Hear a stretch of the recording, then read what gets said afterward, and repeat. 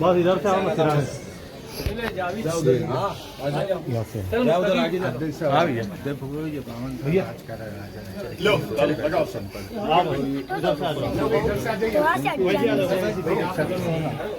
खबर पक्की नहीं होना। चल निकल बेटी चल रंगीन कपड़ा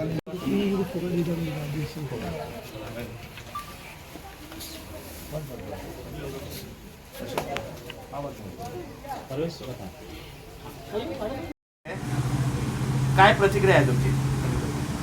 देखिए, औरंगज़ेब रहमतुल्लाह अलैह आलमगीर है। यहाँ पर हिंदुस्तान, अखंड हिंदुस्तान पे उन्होंने 50 साल राज किया और वो इसी धरती पे, इसी हिंदुस्तान की मिट्टी में पैदा हुए। और उनको कोई खासदार बोल रहा हूँगा कि रज़ाकार है, बाहर से आए, मुग़ल है, तो गलत बात है। वो इसी मिट्टी पे पैदा हुए। वो गुजरात में पैदा हुए थे और उनकी तफीन अहमदनगर में हुई। और आपको मालूम होना चाहिए कि ये जो ब्लेम लगा रहे खासदार कि आले गेले मेले, अरे भाई आले गेले मेले तू बोल रहा, तू होता कौन बोलने वाला? औरंगज़ेब रहमतुल्लाह अलैह के बारे में इस तरह की अगर तू भाषा करता होगा तो तू मुस्लिम समाज का है या नहीं, मेरे को ये भी शंका है। रहा दूसरा सवाल कि आपने ये बोला कि कबर उठा के हैदराबाद लेके जाओ, तो कितनी गलत बात है, कितनी बुरी बात है। तू अब पागल हो चुका। मेरा स्पष्ट बोलना है कि तू कुछ भी हरकतें कर रहा है।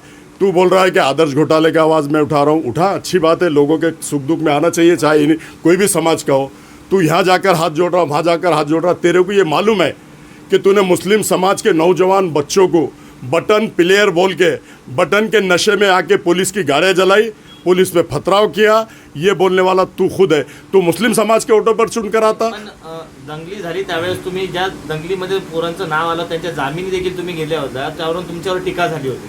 मैं डंके की चोट पे मैं कौम और मिल्लत के काम करता हूँ, दलित समाज के काम करता हूँ, भटके समाज के काम करता हूँ और डंके की चोट पे करता हूँ। और मेरा रिकॉर्ड है, कोर्ट के अंदर खड़े रह के 84 बेल हमने लिया, हमारी ख़ानदान ने ली। हमारे बेगुनाह बच्चे हैं, बेगुनाह बच्चों को जुल्म, अन्याय, अत्याचार करने वाले पुलिस के और जो भी एनीबडी कोई भी रहेगा, हम हमारे लोगों पे जहाँ जुल्म हो रहा वहाँ पूरी छाती तान के खड़े रहेंगे और पूरे बच्चों को छुड़ाने का काम मैंने किया। स्पष्ट बोलता हूँ, मैं किसी के बाप से डरता नहीं, मैं सिर्फ अल्लाह ताला से डरता हूँ। तुम्ही आता म्हटले की इम्तियाज जलील खासदारांना जात बाहेर करा किंवा फतवा काढा सर। जात बाहर नहीं बोला मैंने, फतवा निकालो कि इसको फिर से कलमा पढ़ के हमारे उसमें आए, क्योंकि अनेक हरकतें ऐसी कर रहा ना हो कि हमारे पास जितने भी उलमा है, बुजुर्गान दीन, ये हमारे मुफ्ती है, उसके पास जाके इसको फतवा निकालना चाहिए और इसको फिर से कलमा पढ़ के हमारे पास आना चाहिए, ऐसा मैं कहता हूँ।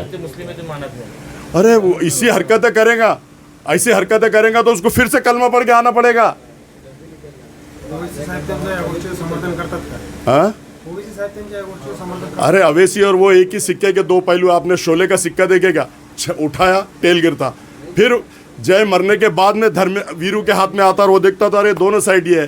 तो ये दोनों वो सिक्के के पहलू है।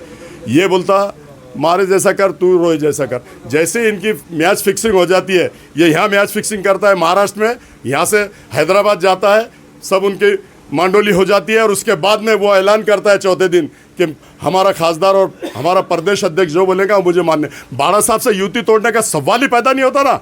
बाड़ा साहब से युति क्यों तोड़े गई? तुम खासदार बन गए, खासदार बनने के बाद में बोले कि हम बड़े भाई को सीएम बनाएंगे, महाराष्ट्र का सीएम बना के रहेंगे, दम नहीं लेंगे। अरे तुम इतनी झूठी बातें कितने करते हो? जैसे तुमको 50 खोके आ गए टेबल के ऊपर तो तुमको बड़ा भाई नहीं दिख रहा, छोटा भाई नहीं दिख रहा, मुस्लिम समाज नहीं दिख रहा, दलित समाज नहीं दिख रहा। तुम्हारा ईमान धर्म सिर्फ गांधी जी है, तुम गांधी जी के पुजारी है, तुम कोई समाज के पुजारी नहीं है। जिन्होंने तुमको चुन कर दिया तुम उनके नहीं हुए तो औरों के क्या होंगे, मैं ऐसा कहता हूँ।